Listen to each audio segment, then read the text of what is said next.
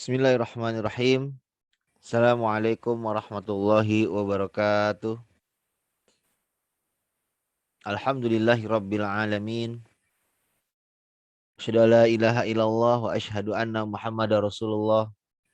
Allahumma shalli wa sallim wa barik ala nabiyyina Muhammadin wa ala alihi wa ashabi ajma'in. Allahumma rzuqna fahman nabiyyin wa hifzal mursalin wa ilhamal malaikatil muqarrabin bi rahmatika ya arhamar rahimin. Rabbi shrah li sadri wa yassir li amri wahlul 'uqdatam min lisani yafqahu qawli. Amma ba'd. Teman-teman, kita kembali melanjutkan perkuliahan kita tentang pengantar bisnis dan keuangan. Saat ini kita masuk ke perkuliahan keempat, yaitu kita akan membahas tentang strategi perusahaan.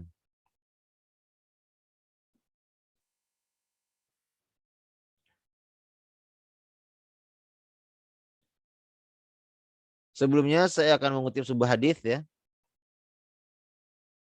yang artinya bahwa Nabi Muhammad SAW datang kepada kami ketika kami sedang menggali parit dan mengangkut tanah di atas punggung-punggung kami pada perang Khandaq. Rasulullah SAW bersabda, "Ya Allah, tidak ada kehidupan yang hakiki melainkan kehidupan akhirat. Ya Allah, ampunilah kaum muhajirin dan ansor." Hadis sahih Al-Bukhari nomor 3513. Hadis ini disampaikan ya dari Muhammad bin Ubaidillah, telah bercerita kepada kami dari Ibnu Abu Hazim, dari bapaknya dari Sahal berkata ya. Jadi hadis ini merupakan cerita dari kaum muslimin pada saat mempersiapkan perang Khandaq ya. Perang Khandaq itu perang parit. Kaitan hadis ini dengan pembahasan kita adalah kita akan membahas tentang strategi perusahaan. Hadis ini membahas tentang strategi perang ya, strategi peperangan itu perang parit, bagaimana kaum muslimin membangun parit untuk menghalau musuh ya. Jadi kaitannya adalah kita bagaimana kita bisa membuat sebuah strategi untuk memenangkan suatu pertempuran. Dalam konteks ini bagaimana kita bisa memenangkan persaingan bisnis. Baik, ini adalah gambaran besar dari perkuliahan kita. Saat ini kita masuk ke pertemuan keempat ya, kita akan diskusi mengenai strategi bisnis atau SWOT. Ya, SWOT ini berada di tengah-tengah ya, antara lingkungan internal dengan lingkungan eksternal. Kenapa? Karena untuk membuat sebuah strategi kita harus mempertimbangkan lingkungan eksternal dan juga lingkungan internal dari perusahaan. Tujuan pembelajaran dan materi. Tujuan pembelajaran itu peserta didik memiliki pemahaman tentang pentingnya strategi perusahaan dan bagaimana menyusunnya. Adapun materi pembahasan yaitu pertama kita akan membahas tentang what is strategy, kemudian masuk ke strategi formulation atau formulasi strategi. Yang ketiga kita akan diskusi mengenai analisis lingkungan perusahaan, dan yang terakhir kita akan membahas tentang analisis SWOT ya. SWOT adalah singkatan dari strength, weakness, opportunity, dan threat ya, yang digunakan sebagai alat bantu kita untuk menyusun strategi perusahaan. Baik, kita masuk ke materi. What is strategy? Strategi adalah company strategy is the set of actions that is managers take to outperform the company's competitors and achieve superior profitability. Artinya serangkaian tindakan yang diambil perusahaan untuk mengungguli pesaing dan mencapai profitabilitas yang unggul. Jadi ada dua di sini ya. Pertama, strategi itu disusun untuk bagaimana kita bisa memenangkan persaingan atau mengungguli pesaing kompetitor dan juga mencapai profitabilitas yang tinggi ya, profitabilitas yang unggul atau mencapai profit yang optimal. Kalau kita bicara tentang strategi, kita berbicara tentang alternatif pilihan dalam pertama bagaimana menarik pelanggan atau nasabah. Yang kedua, bagaimana posisi perusahaan di pasar. Yang ketiga, bagaimana merespon perubahan ekonomi dan kondisi pasar. Yang keempat, bagaimana mengelola seluruh elemen perusahaan, contohnya sales, HRD, operation, finance ya. Dan bagaimana mencapai target yang ditetapkan oleh perusahaan. Nah, ini adalah pilihan-pilihan atau pertanyaan-pertanyaan yang biasa digunakan untuk menyusun sebuah strategi perusahaan. Ini kita masuk strategi yang baik, ya. Strategi yang baik harus seperti apa ya? Yang pertama tentu strategi yang baik harus sesuai dengan kondisi lingkungan internal dan eksternal perusahaan ya. Sesuai dengan kondisi lingkungan internal dan perusahaan. Yang kedua, mampu memberikan keunggulan kompetitif, yaitu keunggulan perusahaan dalam berkompetisi di pasar atau industri. Yang ketiga, dapat membantu perusahaan dalam meraih capaian-capaian seperti peningkatan sales, penambahan profit, dan pertumbuhan bisnis. Ya, dua poin ini tentu ya. Pertama, strategi itu harus fit atau cocok dengan kondisi yang ada. Yang kedua, dia mampu memberikan keunggulan kompetitif. Ya, tadi ya, tujuan strategi adalah bagaimana kita bisa memenangkan persaingan. Yang ketiga, dia bisa meraih capaian-capaian ya seperti peningkatan sales, profit, dan pertumbuhan bisnis. Nah, ini juga tadi ya, superior profitability.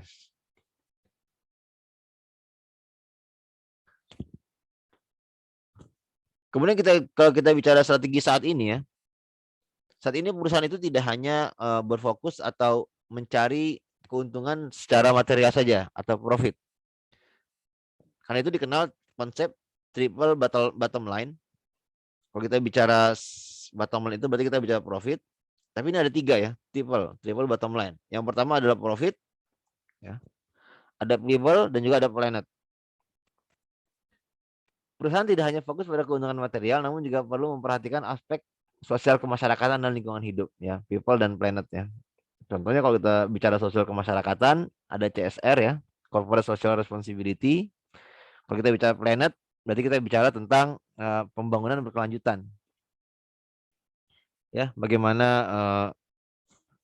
perusahaan-perusahaan komersial itu atau kegiatan komersial itu bisa berkontribusi pada lingkungan hidup. Ya, jadi ini adalah konsep triple bottom line yang saat ini harus diperhatikan oleh perusahaan-perusahaan.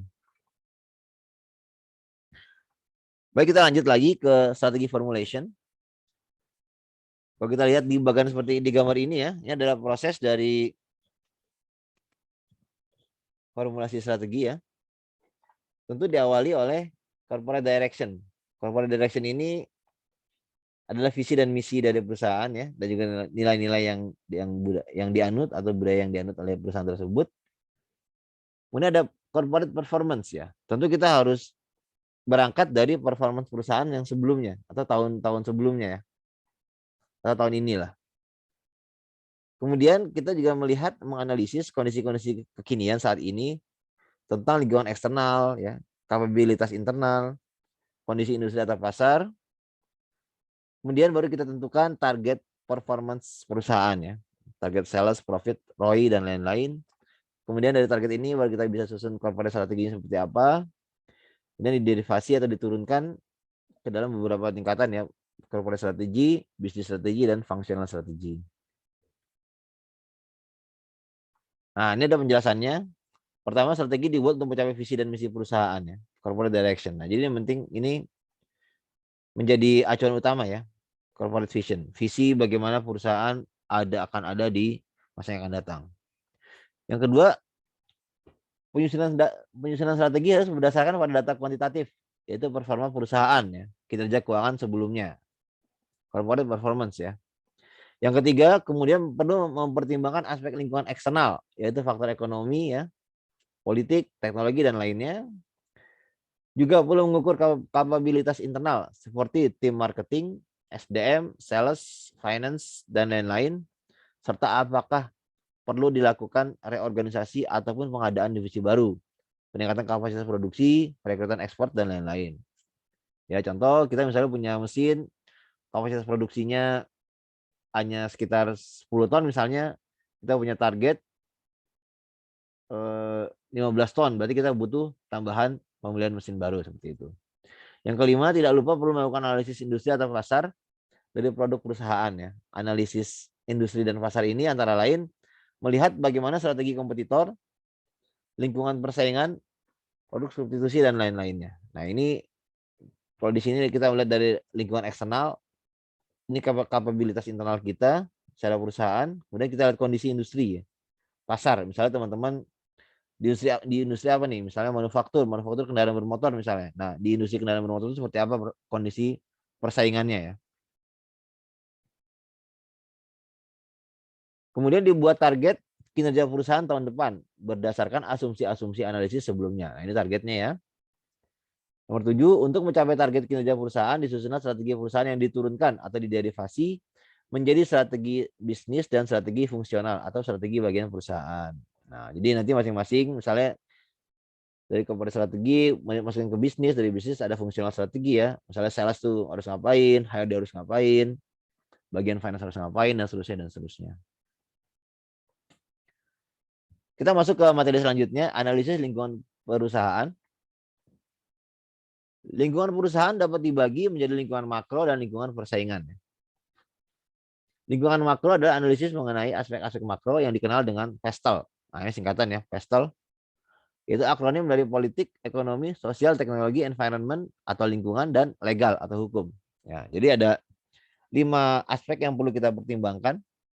Itu dari sisi politik, ekonomi, sosial, teknologi, environment atau lingkungan ya, dan juga aspek legal atau hukum.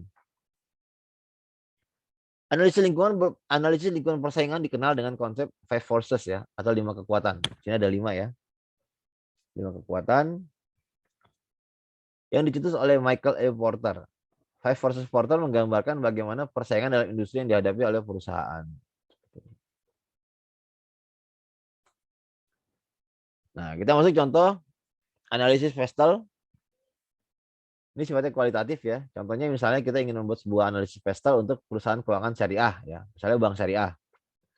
Dari sisi politik, isunya adalah political will dalam pengembangan keuangan syariah. Ya, misalnya contoh, pemerintah menggalakkan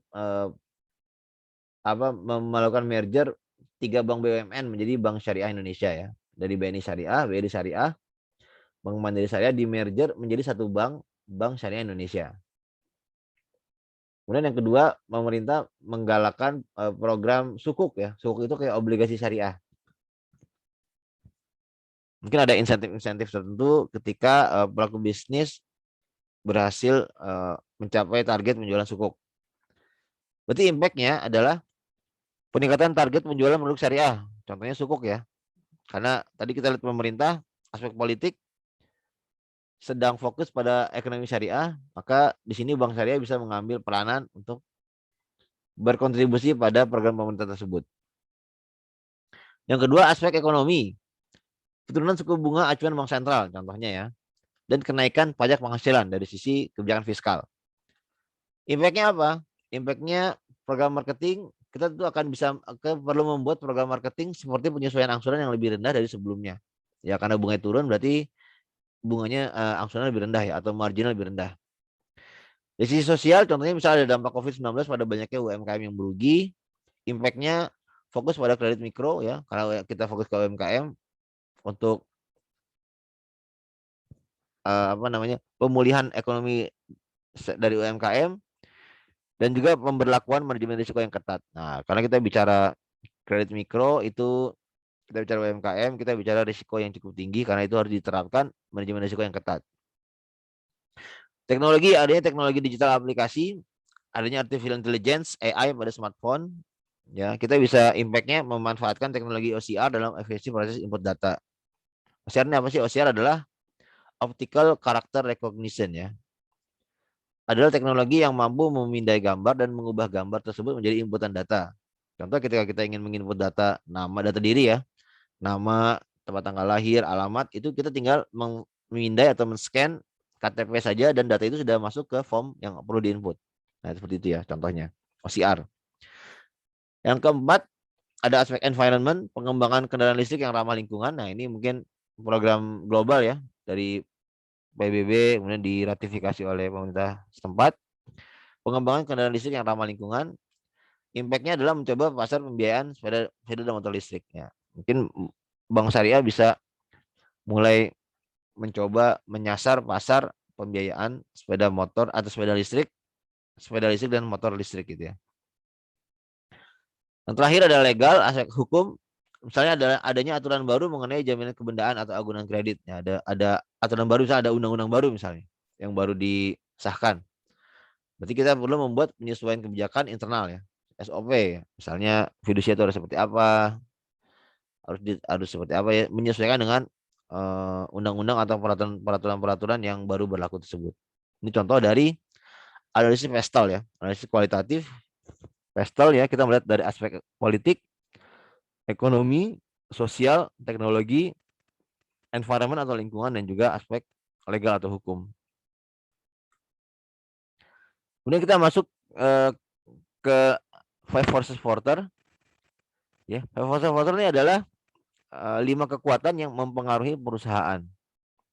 5 kekuatan tersebut perlu dipertimbangkan pada saat melakukan formasi strategi ya. Ini 5, 1, 2, 3, 4, 5 ya. Jadi menurut Porter, dalam menentukan strategi suatu perusahaan, kita juga harus melihat lingkungan persaingan ya. Lingkungan persaingan itu berarti pasar atau industri yang tempat perusahaan tersebut. Misalnya kalau kita bicara bank syariah berarti industri perbankan syariah.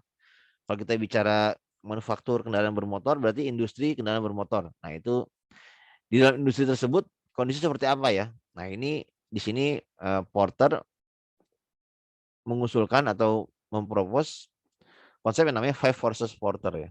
5 kekuatan.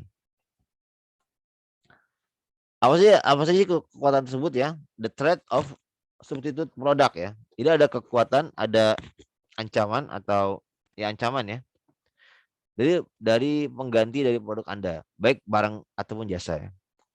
Misal gula tebu dengan gula jagung. Nah, ini kan barang substitusi ya. Gula tebu bisa diganti dengan gula jagung. Semakin mudah produk kita diganti, maka semakin mudah pelanggan akan beralih ke produk substitusi. Hasil analisis dapat merekomendasikan strategi diferensiasi produk dan lainnya. Nah, jadi kita perlu mungkin melakukan diferensiasi produk ya, supaya produk kita tidak diganti dengan produk yang lain.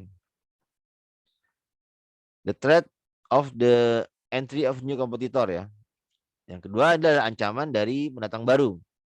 Apakah dalam industri Anda banyak muncul perusahaan kompetitor baru? Jika banyak, maka industri tersebut ada industri yang mudah untuk dimasuki oleh pendatang baru. Entrance ya, new entrance ya. Contoh pada industri keuangan. Kita lihat banyak fintech yang baru beroperasi ya, pinjol ya. Fintech itu semacam anggaplah bisa dibilang pinjol ya, pinjaman online yang baru beroperasi menandakan kemudahan untuk masuk ke dalam industri. Hasil analisis dapat merekomendasikan untuk melakukan pengembangan produk yang unik yang berbeda dengan kompetitor. Yang ketiga, the bargaining power of customer ya. Bagaimana pelanggan dapat mempengaruhi bisnis Anda? Misal, kekuatan pelanggan pada mobil LCGC ya, low cost green car. Nah, ini mobil yang di antara 100-150 juta ya. Tentu akan berbeda dengan pelanggan mobil mewah. Misalnya yang 2 miliar, 3 miliar ya, seperti itu ya. Tentu bargaining position dari pelanggan LCGC dengan mobil mewah tentu akan berbeda ya. Tentu pelanggan mobil mewah bisa memiliki bargaining position yang lebih besar ya. Contoh lagi dalam lembaga keuangan misalnya, perlu dilihat berapa porsi nasabah terhadap total aset dana pihak ketiga. Jika 10% nasabah memiliki 75% DPK, maka pelanggan akan memiliki posisi tawar yang besar. Nah, ini contohnya misalnya gini. Teman-teman punya bank BPRS misalnya. BPRS itu ada nasabah pribadi, ada nasabah korporat. Nah, total misalnya ada 100 nasabah. Korporat ini hanya 10 nasabah. Yang sisanya yang hanya 10% korporat, yang 90% pribadi. Tetapi yang korporat ini memiliki 75% dana yang ada di BPRS tersebut. Nah, ini kan artinya bahwa korporat ini memiliki posisi tawar yang tinggi ya dengan bank BPRS tersebut. Kalau mereka tarik dananya kan cukup berdampak ya pada BPR. Hasil analisis dapat merekomendasikan untuk mencari pelanggan baru melalui pengembangan pasar produk. Ya, ini tentu kita bisa mencari opsi untuk mencari pelanggan baru. Yang keempat, the bargaining power of supplier ya. Tadi kita bicara pelanggan, sekarang kita bicara supplier atau pemasok ya. Serupa dengan kekuatan pelanggan, supplier atau pemasok juga dapat mempengaruhi bisnis Anda. Kekuatan supplier tentu bergantung pada jumlah supplier, ketersediaan substitusi input atau bahan mentah, hingga tingkat kedekatan dengan supplier. Hasil analisis dapat merekomendasikan untuk meningkatkan relasi dengan supplier atau melakukan integrasi vertikal. Ya, nanti kita bisa beli supplier tersebut bisa beli perusahaan supplier ya. Jadi kita tentu butuh supplier dan supplier bisa memiliki kekuatan tertentu ya, tergantung bagaimana hubungan kita dengan supplier tersebut. Bagaimana jumlah supplier? Kalau misalnya supplier hanya satu, mungkin dia memiliki bargaining position yang dominan ya. Sebenarnya kalau jumlah supplier yang banyak atau mungkin kita cukup dekat dengan supplier tersebut, mungkin kita bisa memiliki bargaining position yang lebih tinggi. Yang kelima, the intensity of competitive rivalry. Bagaimana intensitas persaingan dalam industri Anda? Semakin banyak jumlah persaing dengan produk yang berkualitas dan harga bersaing, maka semakin tinggi tingkat persaingan. Hasil analisis dapat merekomendasikan bagaimana meningkatkan loyalitas pelanggan, melakukan cost efisiensi dan lain-lain contohnya. Nah, ini kalau misalnya terlalu banyak banyak sekali persaingan sehingga harga itu banyak yang menawarkan yang perang harga seperti itu misalnya. Nah, ini bisa dikatakan bahwa industri tersebut merupakan industri yang red ocean ya. Red ocean artinya terlalu banyak pemain di sana sehingga dia seperti berdarah-darah seperti itu ya. Lawan dari red ocean adalah blue ocean ya. Blue ocean strategi kita mencari pasar baru seperti itu. Pasar yang baru maksudnya. Yang belum banyak pemainnya seperti itu. Oke, kita lanjut ke analisis SWOT. SWOT analysis is a simple but powerful tool for sizing up a company's strengths and weaknesses, its market opportunities, and the external threats to its future well-being. Nah, analisis SWOT itu adalah tool sederhana ya, tool sederhana yang mudah untuk digunakan dalam bagaimana kita bisa mencapai masa depan yang lebih baik ya, future well-being. Analisis SWOT adalah identifikasi berbagai faktor secara sistematis untuk merumuskan strategi perusahaan. Analisis ini didasarkan pada logika yang dapat memaksimalkan kekuatan dan peluang. Namun secara bersamaan dapat meminimalkan kelemahan, weakness, dan ancaman atau threat. Rangkuti 2006 dalam Mayang dan Ratnawati 2020. Analisis tentang kondisi internal dan eksternal dari keduanya diidentifikasikan faktor apa saja yang bersifat positif, yaitu menguntungkan bisnis, dan faktor mana yang bersifat negatif, yaitu merugikan bisnis. Ya, jadi ada dua faktor di sini. Ada faktor internal, itu internal adalah strength dan weakness ya, kekuatan dan kelemahan kita itu dari faktor internal perusahaan. Di sisi eksternal ada opportunity dan threats. Opportunity ada kesempatan dan ancaman. Ini di sisi positif di sini. Internal yang positif adalah strength, eksternal yang positif adalah opportunity. Dan ada sisi negatif atau minus ya, internal yang negatif adalah weakness dan eksternal yang negatif adalah threats. Jadi ini adalah SWOT ya. Yang penting adalah teman-teman harus tahu bahwa ini ada faktor internal dan ada faktor eksternal. Ada faktor yang positif dan ada faktor yang negatif gitu ya. Nah, ini namanya SWOT. Contohnya seperti apa? Contohnya misalnya kita ingin membuat analisis SWOT dari warung kopi dan mie instan ya. Contoh, misalnya kita sisi internal nih, internal ada strength dan ada weakness, kekuatan dan kelemahan. Sisi eksternal ada opportunity dan threats. Internal, tempat yang bersih dan nyaman ya. Internal kita ya. Harga relatif murah. Kopi dan mie instan bervariasi. Ada gorengan. Nah, ini tambahan makanan tambahannya. Kemudian kelemahan kita dari sisi internal apa? Weakness-nya belum memiliki pegawai sehingga kewalahan saat banyak pelanggan. Kemudian peralatan memasak seperti kompor dan tabung gas hanya satu ya. Jadi kalau kita banyak pelanggan tentu kerepotan ya. Kalau cuma orangnya sedikit dan alatnya cuma sedikit, jadi kerepotan. Nah, ini minusnya ya. Ini positifnya, strength-nya, negatifnya adalah weakness-nya. Kemudian dari sisi eksternal seperti apa? Dari sisi eksternal opportunities. Positifnya, lokasi strategis dekat dengan pasar dan pemukiman penduduk. Masyarakat membutuhkan kudapan terutama pada saat sore dan pada malam hari ya. Tentu ini ada cemilan ya kalau orang-orang yang lapar pada saat sore dan malam hari. Ini kondisi yang positif untuk lingkungan eksternal. Nah, yang negatif dari sisi eksternal itu threat atau ancaman.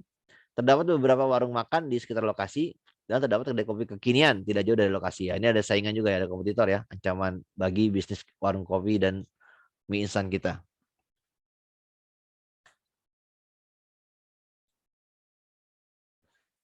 Kemudian kita masuk ke TOS matrix ya. TOS matrix itu menggabungkan antara kombinasi antara SO, strength dan opportunities. Ya, ada strategi SO, ST, WO dan WT. Nah, ini gambar seperti ini kurang lebih ya. Tadi kita sudah bicara tentang SWOT, S-nya apa, W-nya apa, O-nya apa, T-nya apa. Nah, ini digabungkan nih. S dengan O digabungkan, S dengan T digabungkan, W dengan O digabungkan, dan W dengan T digabungkan. Ya, kita bicara SO. Strategi berdasarkan kombinasi SO, strength dan opportunities, itu kekuatan internal digunakan untuk memanfaatkan peluang yang ada.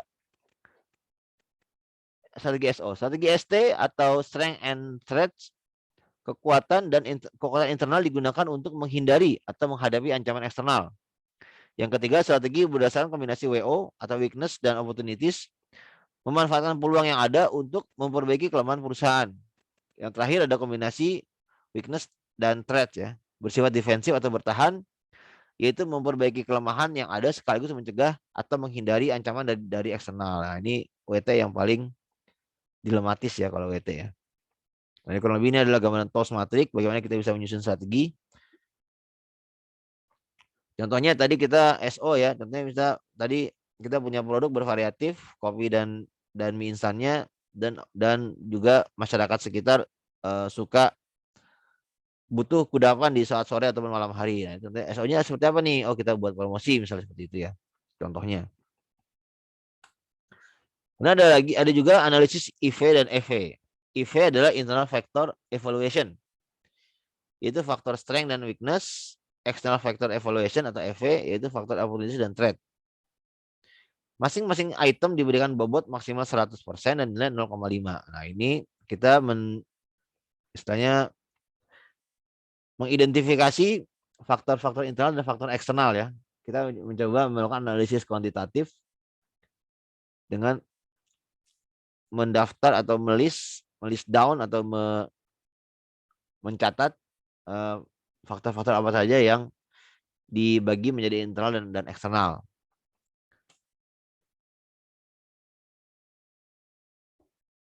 Nah, nanti dari hasil IV itu kita buat kuadran ya.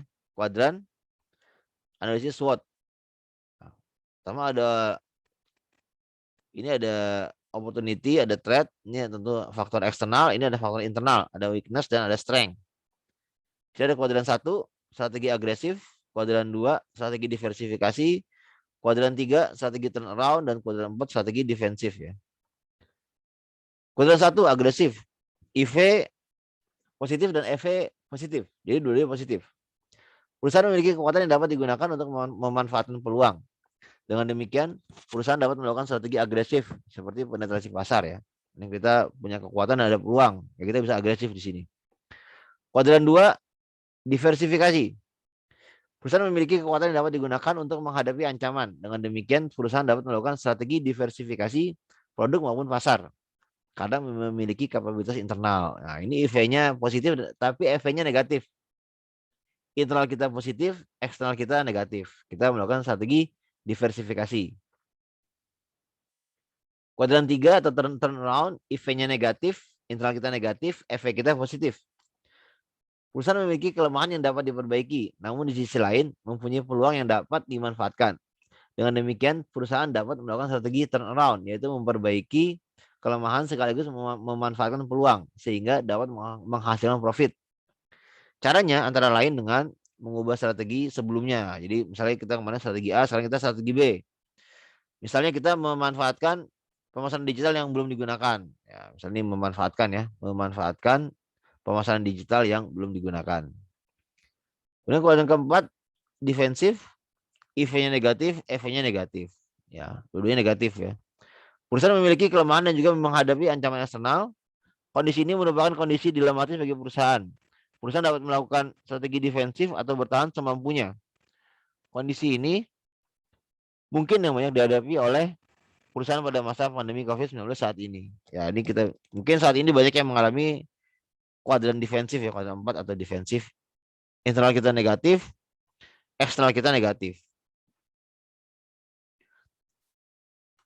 Nah, ini contohnya ya. Contoh ketika teman-teman membuat analisis IV dan EV ya. Tadi kalau kita bicara internal berarti kita bicara strength dan weakness ya. Ini yang positif dan ini yang negatifnya. Tadi kita masukkan ya tempat yang bersih dan nyaman, harga relatif murah, kopi dan mie instan bervariasi, ada gorengan. Nah, ini kita bobotkan. Mana yang kira-kira bobot paling besar dari 4 faktor ini? Oh, di sini harga relatif murah. Jadi menurut kita ini bebas ya bobotnya. Yang penting 100% jumlahnya. Harga relatif murah. Harga itu adalah faktor yang paling penting yang menjadi value bagi customer gitu ya. Harga yang murah. Jadi pembeli itu datang ke warung kita karena harga yang murah. Pertama. Yang kedua karena variasi makanannya atau minumannya. Yang ketiga karena tempatnya bersih dan nyaman. Yang keempat ada gorengan tambahan. Nah, gitu ya. Jadi kenapa ini paling besar harga relatif murah? Karena harga itu adalah faktor yang paling utama yang menjadi value bagi customer. Poinnya berapa? Poinnya diisi dengan 1 sampai 5 ya. Poinnya tempat bersih dan nyaman. Nah, ini mana yang paling bagus ya? Oh, tempat kita bersih banget nih. Berarti kita kasih poin 5. Harga murah ya, mungkin nggak murah-murah banget ya. Kita kasih 3.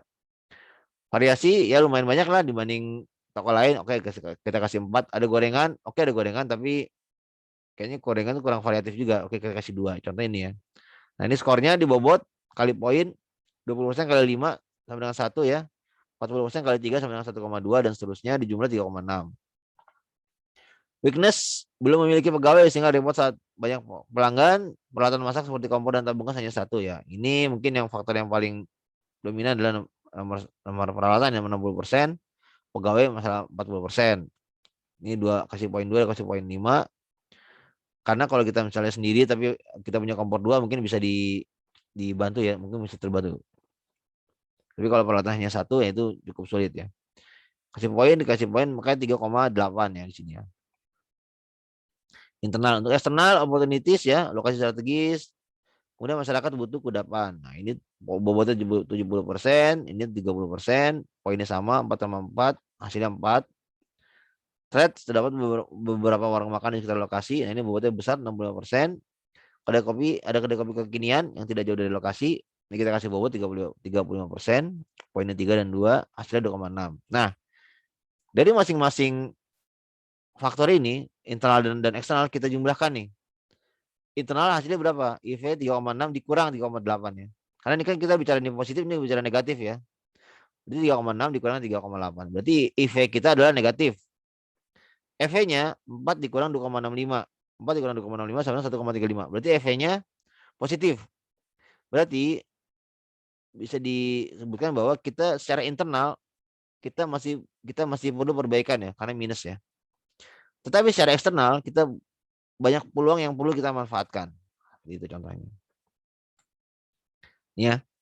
Internal sama dengan negatif, eksternal sama dengan positif. Berarti perusahaan memiliki kelemahan yang harus diperbaiki.